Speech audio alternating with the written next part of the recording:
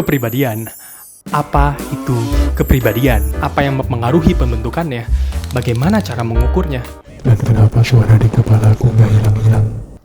Oke, jadi apa itu kepribadian? Kepribadian adalah karakteristik yang konsisten.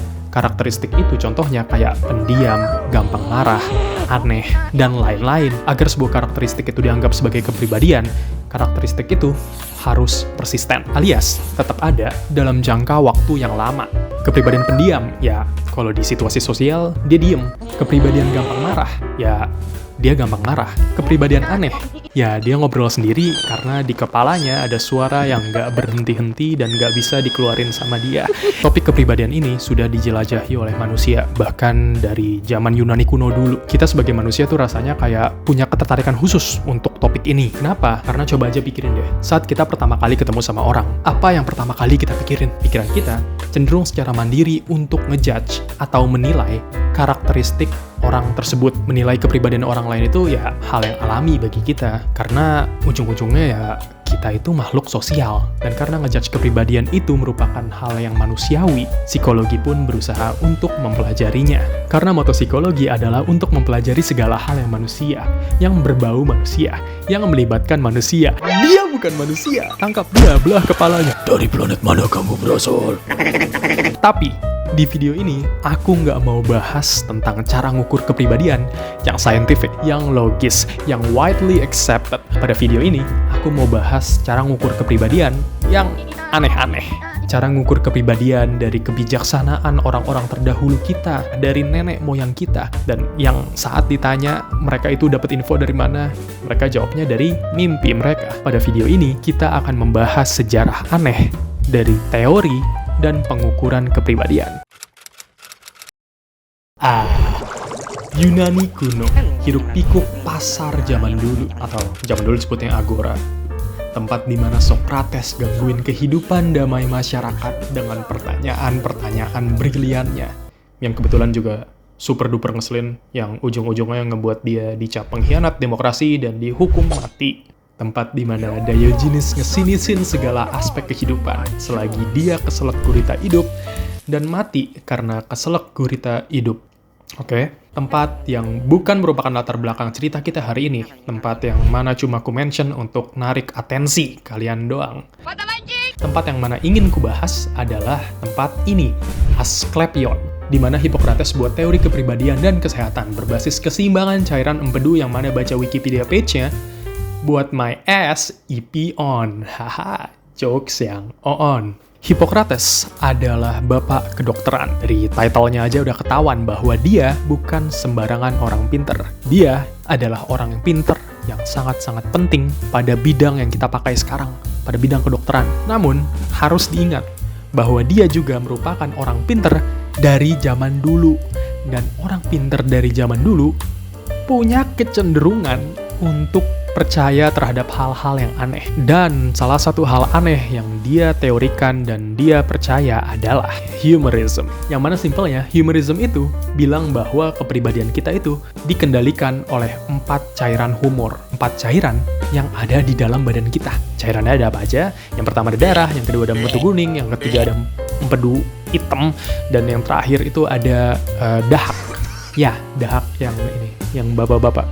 Kepribadian kita, kata aliran humorism, berasal dari cairan mana yang paling dominan di badan kita. Contohnya, darah itu berkaitan dengan kepribadian yang disebut sebagai sanguine. Atau dalam bahasa simpelnya, sanguine itu adalah kepribadian bahagia. Happy go lucky, antusias, no bitches, no problem. Ya, sekitaran situlah, pokoknya sekitaran bahagia. Sanguine itu bahagia.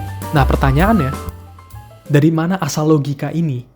Dari mana Hippocrates itu mengaitkan antara darah, cairan darah, terhadap kepribadian happy. Sayangnya kita nggak tahu itu asalnya dari mana. Namun, logika ini bakal masuk akal jika kita bayangin Hippocrates ketemu sama orang yang kena tusuk di perut, darah ngocor di mana-mana.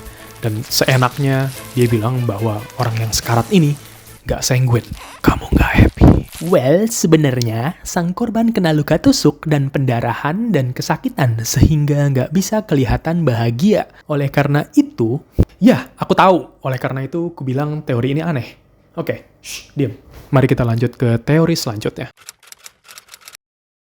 London, abad ke-19. Bau teh dan menyengat di udara. Charles Darwin baru saja menyelesaikan buku dan teorinya yang super revolusioner mengenai mekanisme evolusi makhluk hidup. Dan Karl Marx juga baru menyelesaikan bukunya yang memicu revolusi di berbagai negara di masa depan. Nggak, sekarang. Dia baru nulis. Oh, dan Jack the Ripper juga berkeliaran di era ini. Dia ngebunuhin banyak orang. Oke, tapi kalian tahu siapa yang berkeliaran di jalanan ini juga? Betul banget, phrenologists. Siapakah mereka-mereka ini dengan baju stylishnya dan alat-alatnya yang menarik? Well, intinya kerjaan mereka adalah untuk ngegrepe-grepe kepala orang. Meskipun namanya phrenology, ini bukan merupakan ilmu tentang pertemanan.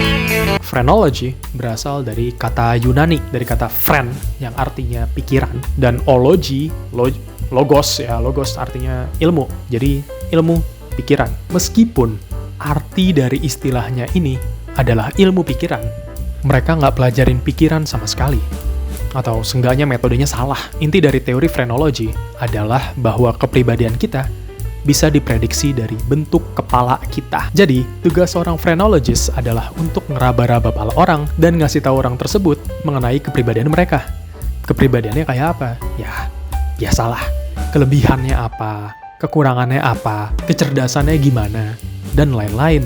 Mereka percaya bahwa aspek dari psikologis kita, aspek dari kepribadian kita itu tinggal di area kepala yang berbeda. Jadi, kalau ada benjolan di bagian kepala tertentu, misalnya di sini nih, depan, maka aspek kepribadian yang berkaitan dengan area kepala tersebut mantap. Nah, kalau ada yang peang, maka kebalikannya, area tersebut ya nggak mantap. Orang-orang Inggris dan Amerika Serikat pada masa ini suka banget sama phrenology, terutama bagi mereka yang kulitnya putih. Bentuk kepala orang putih, kata phrenologist itu, merupakan bentuk yang paling sempurna, yang paling canggih dibandingkan dengan ras lainnya. Jadi hasil phrenology dari orang-orang putih ini ya baik-baik aja, hasilnya positif-positif aja, ya mereka yang buat. Kalau ada hasil yang kurang pun, phrenology bilang bahwa orang putih itu bisa memperbaikinya. Sementara orang yang non-putih kayak kita, ya nggak bisa. Analoginya gini, bagi phrenologist, kepala orang putih itu kayak motherboard Gigabyte Z790 Aorus Extreme, yang walau waktu awal beli RAM-nya cuma 4 GB, masih bisa di-upgrade. Sementara, kepala orang non-putih kayak kita cuma VA503 Plus, yang dari sononya emang udah jelek. Oke, inti dari inti-intinya, teori dan metode phrenologist itu salah.